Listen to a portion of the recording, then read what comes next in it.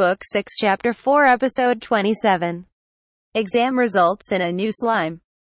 Oops, this is no time to be talking about that, Taylor said, looking down at his chart. You own more than 1,000 slimes, don't you? Yes. Slimes are easy to make contracts with for everyone, but that's still a lot.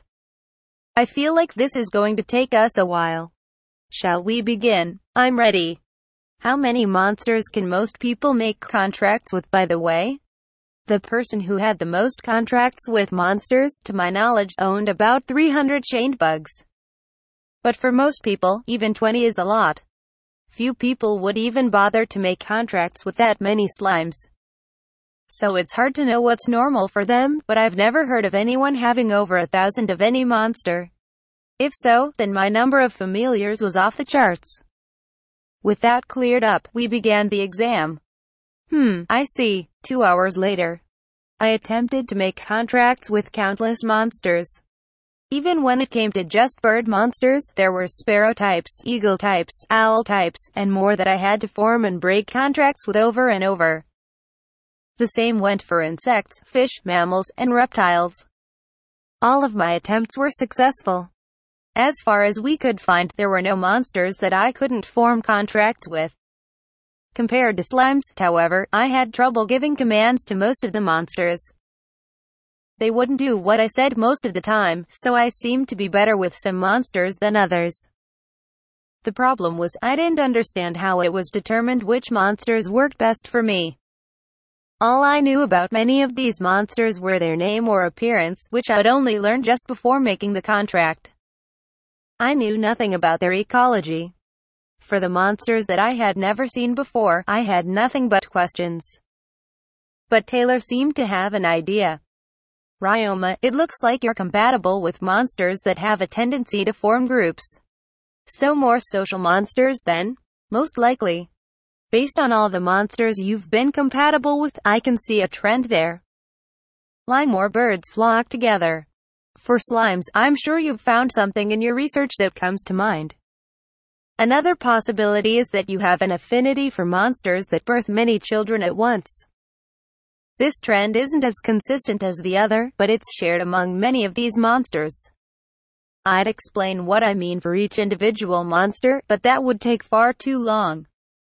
I'll introduce you to a book on monsters that you can read for more details. You could buy a copy yourself, or you can read it for free in the Guild's reference room. Knowledge of monsters should also help with your adventuring work. Thank you, I'll keep that in mind. But I do wonder why I'm good with monsters that form groups specifically. What causes trends like that? It's caused by an individual's unique traits and ways of thinking, they say. What that really means, though, is that we have no clear idea as to the cause. It's a fair assumption that it's because of some unique part of you. What's important isn't how your compatibility works, it's what you do now that you have the knowledge. If you're going to be expanding the scope of your work in the future, you might do well to find monsters that can assist with your goals. I'd like to find a monster that I can ride. I had previously had the idea of making a bike with metal slimes for wheels. But they would roll around using their own weight and stop moving when I got on, so it turned out to be a failure.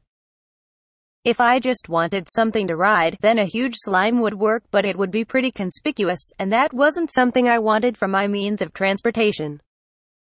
While I could figure out a way to do most things using slimes, transportation was unfortunately not one of them, and making up for that was my own problem.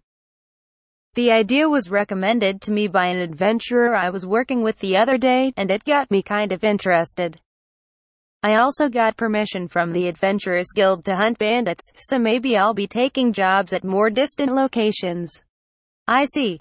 Transportation is generally done with horse monsters. You can ride them or have them pull carriages. They're also social monsters, so you should be compatible with them. If you're able to communicate through taming magic, it should make the coachman's job that much easier. He also told me that if I wanted to travel greater distances in a single day, I'd want a type with excellent stamina. My choices would vary depending on the weight of what I might want to transport, or how far I wanted to travel.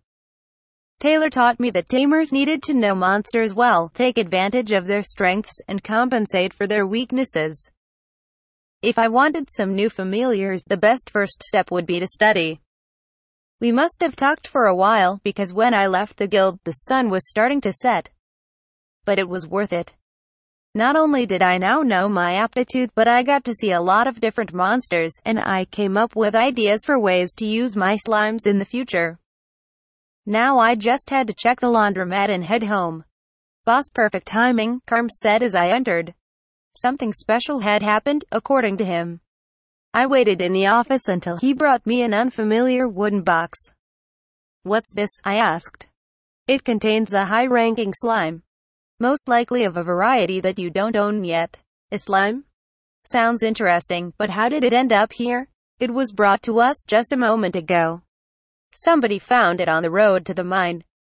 Did you ever purchase a slime from someone before? I bought a bloody slime from some adventurers once. I think this person heard about that and brought the slime expecting money in return.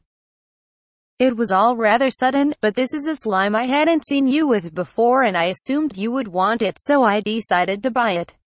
Thank you for being so considerate, I appreciate it. How much did it cost? 1,000 suit. That's surprisingly cheap. It's a slime, after all.